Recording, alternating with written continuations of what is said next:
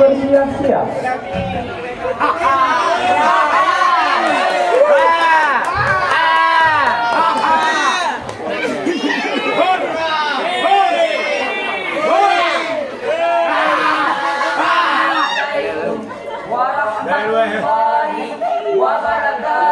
Waalaikumsalam warahmatullahi wabarakatuh. Alhamdulillah, alhamdulillahilladzi anzala ala rasulahu bil huda wa dinil haq liyudhhirahu ala dhahiril anami wal ajam.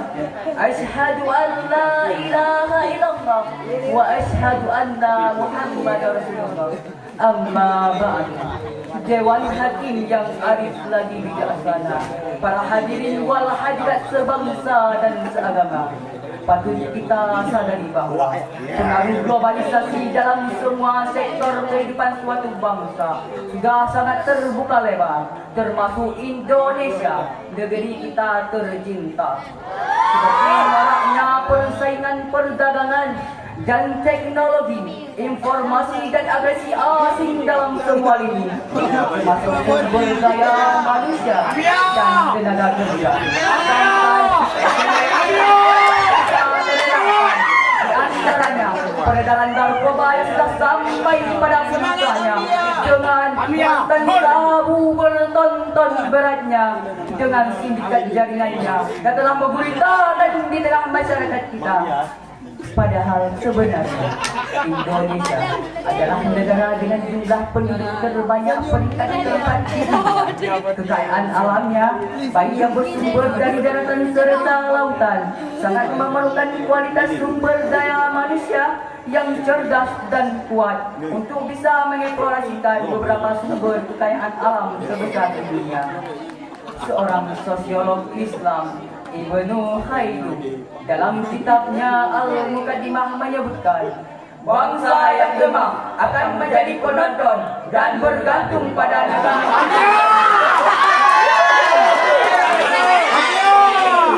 Pada kesempatan yang baik ini, izinkan kami menyampaikan sebuah syarahan dengan judul Etos Kerja dan Kualitas Sumber Daya Manusia dalam Pembangunan Bangsa.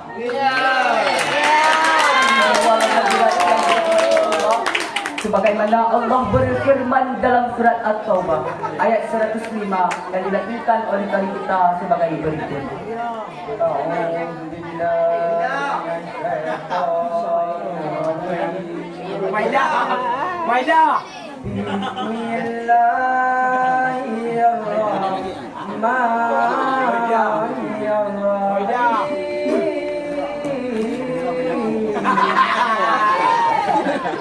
Boleh tolong.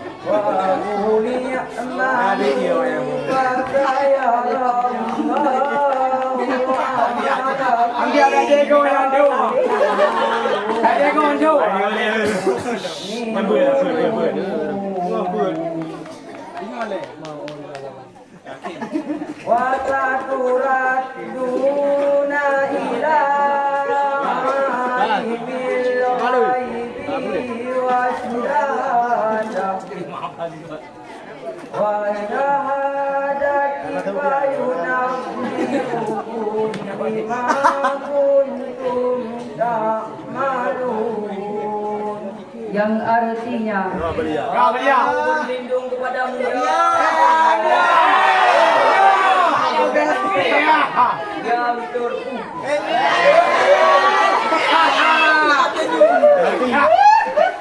Apa yang kedua? Dengan menyebut asmamu ya Allah, Maha Pengasih lagi Maha Penyayang. Hurra! Dan katakanlah, bekerjalah kamu, maka Allah dan Rasul serta orang-orang mukmin akan melihat pekerjaanmu itu. Dan kamu akan dikembalikan kepada Allah yang mengetahui akan yang gaib dan yang nyata. Ya, semangat Amia. Baru diberitakan kepada kamu apa adalah kamu kerjakan. Dewan Hakim yang arif lagi bijaksana, para hadirin sebangsa dan seagama, firman Allah tersebut memberi penegasan kepada kita untuk giat bekerja, berkarya dan berusaha. Karena bekerja dan berusaha merupakan salah satu kesulitan kehidupan di dunia ini yang bernilai ibadah.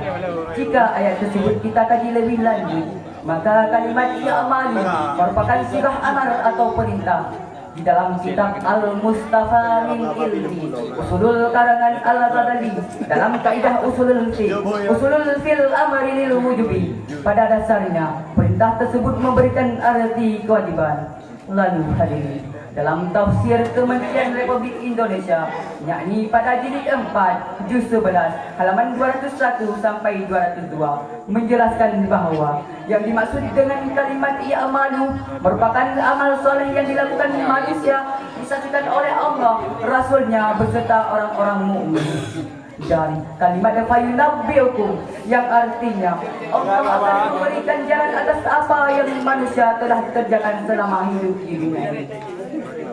Senada dengan ungkapan Profesor Dr. Haji Muhammad Quraisyhab dalam tafsirnya Al-Misbah ayat volume 5 halaman 670 sampai 671. Demikian pula yang diungkapkan oleh Profesor Dr. Hamka dalam tafsirnya Al-Azhar, yakni pada juz 11 halaman 41 sampai 44, menjelaskan bahawa yang dimaksud dengan kalimat i'malu merupakan sirah amar atau perintah yang dilakukan manusia harus sesuai dengan bakat, kemampuan dan keahlian. Hadirin, serta sejalan dengan tekad dan cita-cita bangsa untuk mewujudkan etos kerja yang tangguh, maka dibutuhkan sumber daya manusia dengan kualitas berdaya saing, berwawasan luas dan berintegritas. Dalam konsepsi Islam, perintah beribadah sudah dikaitkan dengan perintah bekerja. Artinya, perintah bekerja sudah menjadi bagian yang melekat dalam sendi-sendi kehidupan. Hal tersebut Allah berfirman dalam surat Al-Jumu'ah ayat 10 yang dilanjutkan oleh kari kita sebagai berikut. Fa'idha qudiyatis salatu fantashiru fil ardh wa'lamu min fadlillahi wadhkurullaha katsiran la'allakum tuflihun.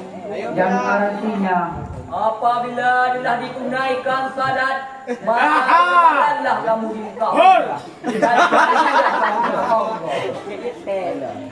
dan ingatlah Allah banyak-banyak supaya kamu beruntung.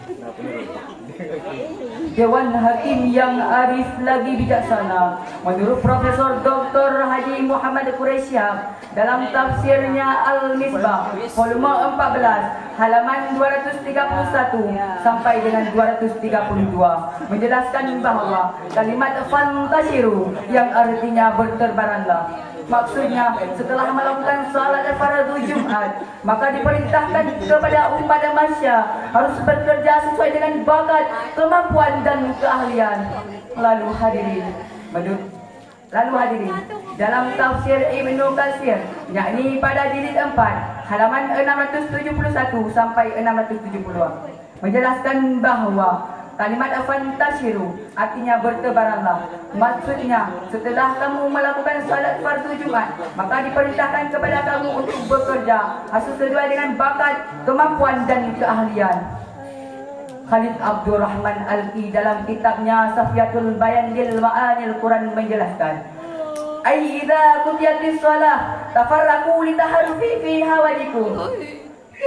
Jika kamu telah menunaikan salat, maka bekerjalah kamu dan untuk memenuhi kebutuhan dunia. Hadirin, di era globalisasi saat ini, menuntut sumber daya manusia dengan kualitas yang tinggi, yang mampu beradaptasi dan tanggap terhadap situasi terkini. dari uraian demi uraian yang dapat kami sampaikan terbesar di dunia. Yang kedua, maju mundurnya suatu pembangunan dalam suatu negara sangat bergantung pada kualitas sumber daya manusia dan etos kerjanya. Akhirul kalam kami akhiri. Sadaqallahul azim. Maha benar Allah atas segala firman-Nya. Usikum wa nafsi bitaqwallahi. Assalamualaikum warahmatullahi wabarakatuh. Waalaikumsalam warahmatullahi wabarakatuh. Peserta barusan tampil tadi dengan pensyarah Tengku Jamilun, alamat Kedluran. Tilawah Tengku Fazilah, alamat Daya. Suri tilawah Tengku Saidil Ambia, alamat Kedluran. Perwakilan kelas 4 PA.